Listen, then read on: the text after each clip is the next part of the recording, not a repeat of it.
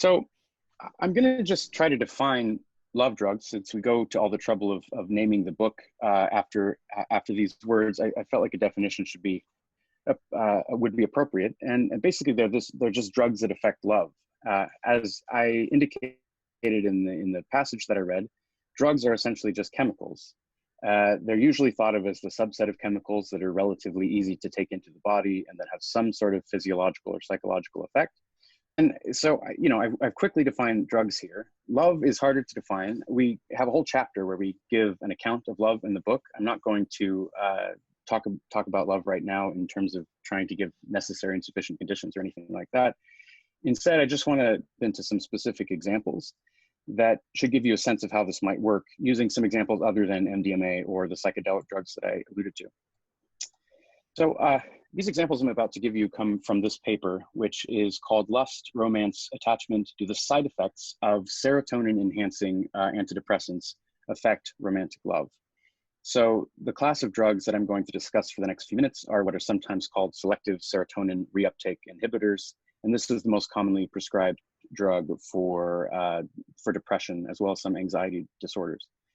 So many people are aware that a common side effect of this class of drugs is a lowered libido. And if you're in a romantic relationship, the implications of having a lower sex drive could play out in relatively obvious ways.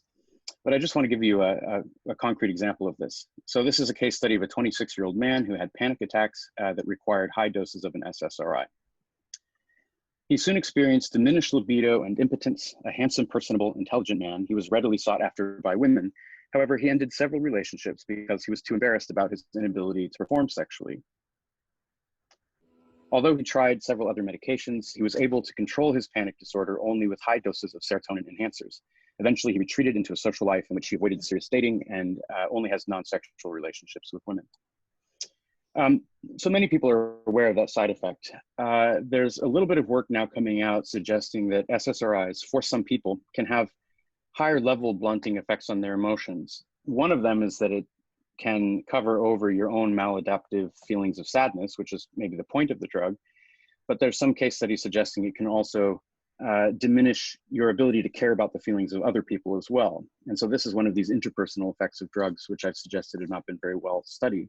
So it's one thing if I'm not so moved by my own depression, which again might be the point, but if my romantic partner or other people in my life are coming to me with their feelings and I don't feel motivated to respond to them the right kind of a way, you can see how this would have effects for more than just me. Here's from a letter published in the New York Times. After 2 bouts of depression in 20 years, my therapist recommended I stay on serotonin-enhancing antidepressants indefinitely.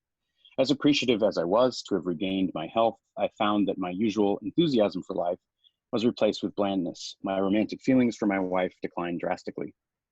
With the approval of my therapist, I gradually discontinued my medication, my enthusiasm returned, and our romance is now as strong as ever. I'm prepared to deal with another bout of depression if need be, but in my case, the long-term effects of antidepressants render them off limits. So those are cases where the use of the drug for medicinal purposes seems to have a negative effect on people's relationships. But one point to stress is that the very same drug can have very different effects on people depending on the context, their situation, their scenario, and what's going on in the particular setup. And so a mistaken view would be that there's some sort of one pill that you can take that will just cause love to occur, or that will, in the case of what we call an anti-love drug, cause love to go away.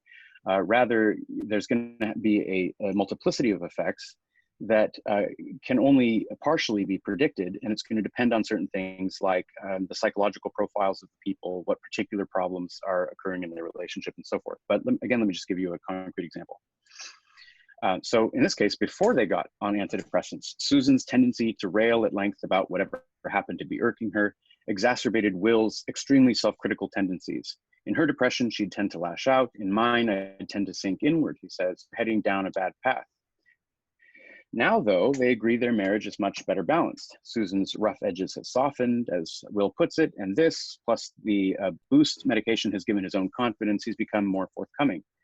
They're able to work together to solve problems.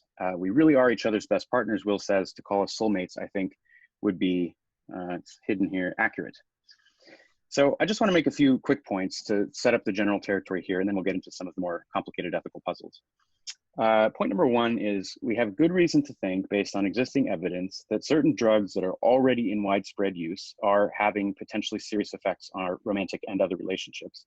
Only we don't know what those effects are in a systematic way, because it's mostly gathered from theoretical knowledge about the way that the drug works and the systems that we know that they're targeting, and then these case studies and anecdotes, which are not enough. So in the book, we call for systematic research on the interpersonal effects of commonly used medications. And this would be part of research norms away from on individual their private symptoms, which is the current focus of Western medicine generally, to the relational of drugs and other medications, and also looking at the broader social effects. So this is really looking to expand the context that we evaluate when we study what are the effects of a drug. The point is we should study these effects so that we can avoid the worst dangers that they pose for us, but we might also be able to harness the positive effects of some of these drugs for our relationships, as I discussed in the case of MDMA in the passage from the